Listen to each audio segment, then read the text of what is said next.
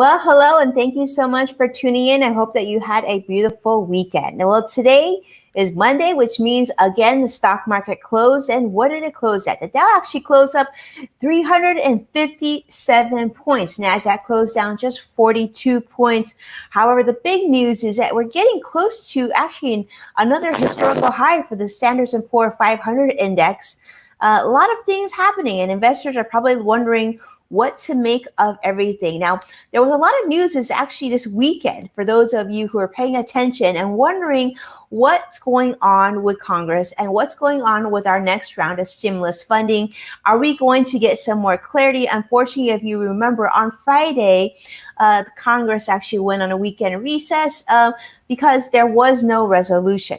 No resolution, no stimulus package, no information just yet, but they have resumed talks again this week. And all hopes is that we will have more information for you on that next round of stimulus assistance, federal relief by the end of this week. Now, if you remember, this weekend, there was actually some news because on Saturday, President Trump once again went golfing, a very nice location, but he also signed four executive orders offering Americans some sign of federal relief as it pertains to a lot of the things that we are talking about. Stimulus funding, the four main areas that he signed into executive orders were: number one, to extend the unemployment benefits. As you remember, the $600 federal unemployment enhancement benefit did expire on July 31st. Now, President Trump has signed executive order to extend that, but instead of $600 a week, it'll be $400 a week, with $300 coming from the federal government and the additional $100 making up the $400 coming from the state. There was also another rule: in order to receive this funding, you need to be currently bringing in or earning $100 of unemployment relief from the state. Now, why this is important, why they added this, is that the FBI actually found that there was a lot of unemployment fraud going on, people collecting unemployment benefits who really shouldn't be collecting them. So therefore, you needed to be collecting at least $100 from your state in order to be able to qualify for that additional $400 enhanced unemployment benefit starting August 1st. So obviously we are post August 1st. So this will be retroactive, and those who are receiving and qualify for this unemployment enhanced benefit would get that retroactive benefit. Now, there's a lot of talk of how long will this last. Now, there are people saying that this is unlawful and these executive orders don't have any tooth to them. However, that being said, based on current calculations, the president has suggested that these funds will come from the FEMA $44 billion relief fund.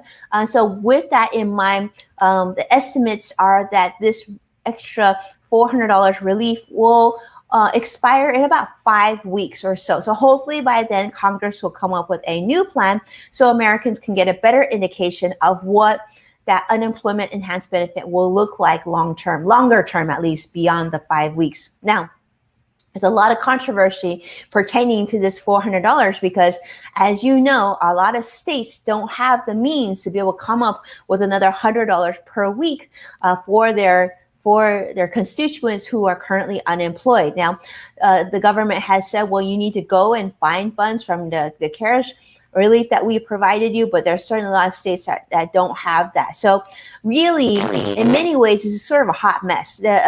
There's not a lot of clarity on if the money will be even available for Americans in the next 2 to 4 weeks. We also know that a lot of the unemployment offices in different states are very antiquated. Their technology, their computer systems are antiquated. So it's going to take them at least 2 to 4 weeks to even receive funds from this new executive order. And we don't even know if it's going to continue to hold true. The other executive order that the president signed was a payroll tax holiday. Now, you've heard President Trump talk about this for some time. He really believes that this should be included. And as you know, a payroll tax is typically divided between the employer and the employee. Now, that being said, he is saying that this will be a payroll tax holiday for American employees who earn less than $100,000 per year. Now, there's a lot of controversy on that, a lot of discussion on whether he's even allowed to do this. But one of the main things I think that we continue to talk about is when you don't collect payroll tax, that also means you're not paying into future Social Security benefits. So some critics have come out and said that if President Trump's payroll tax holiday becomes true, and this definitely becomes something that happens, that this will actually break the future Social Security system as we know it. In fact, future Social Security recipients wouldn't be receiving Social Security benefits, and it could be a lot bigger problem. So that's something that I think we need to continue to follow up and continue to watch very closely. There's not a lot of clarity on that, and certainly we are, again, looking at Congress, hoping to pass that next round of stimulus funding, hoping we get clear direction by the end of this week. Now, the other executive order that the president called for was to defer student loan payments until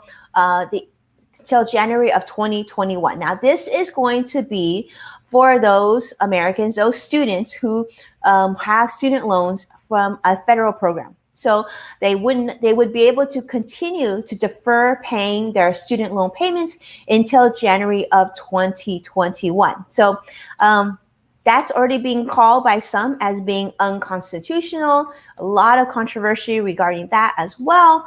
So we'll see where that goes.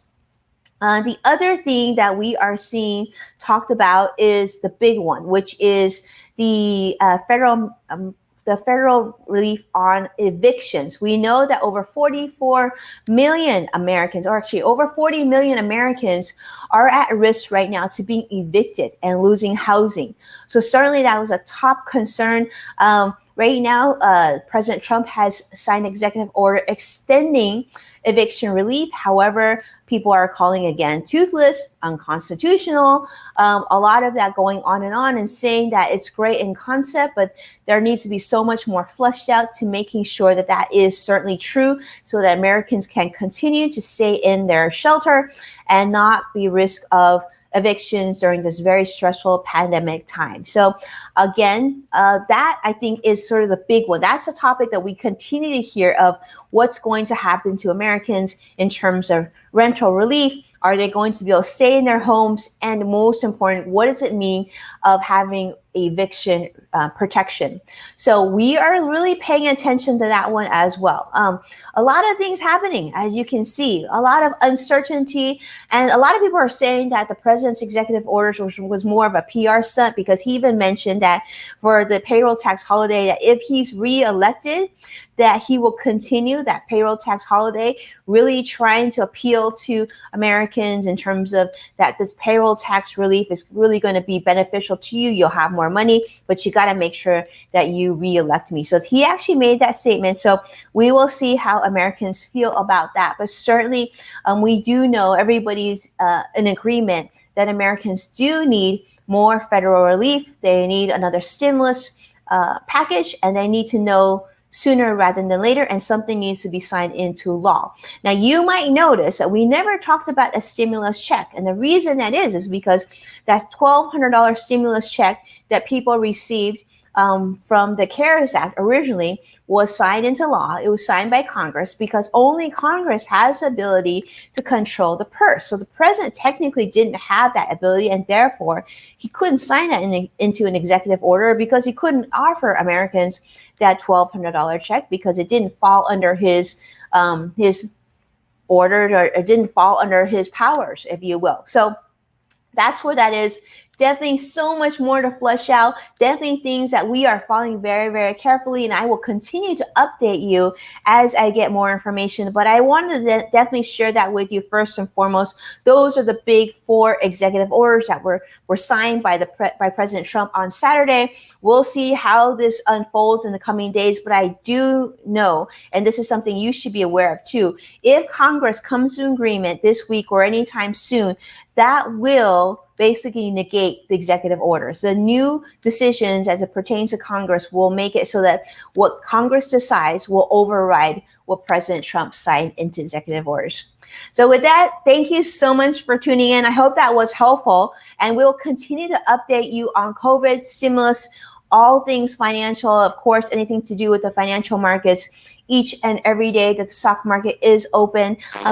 Do me a favor and go to YouTube, subscribe to our channel, make sure to set up so that you get notifications every time that we go live and add a new video by turning on that notifications bell on YouTube. Lots of good information and most important information that you can use. We have a lot of interviews this week, as well as more data, and I'm working on a lot of new content to help you during this very challenging time. We've had a lot of companies reach out to us recently about not just in companies, but also employees at companies saying that they've been furloughed or they've been offered a severance package or they're being laid off, and what things you need to do. So I'm actually creating really actionable content and information for you this week so that we'll have that information shared with you very, very soon. So thank you so much for tuning in. I look forward to seeing you again tomorrow on our live stream at 1:30 and on Digital Trends earlier. For those of you in the morning, I'll be on Digital Trends in the morning, and we'll make sure to share out all those links. So hope to see you there as well. And I hope that you do very well. We'll be joining my friends on Modern Mom Monday shortly at about 2:30 here, and which will be 5:30 Eastern today. So we'll have a very big discussion as it pertains to parenting issues and whatnot. So if you're around, we'd love to see you there as well. Take care.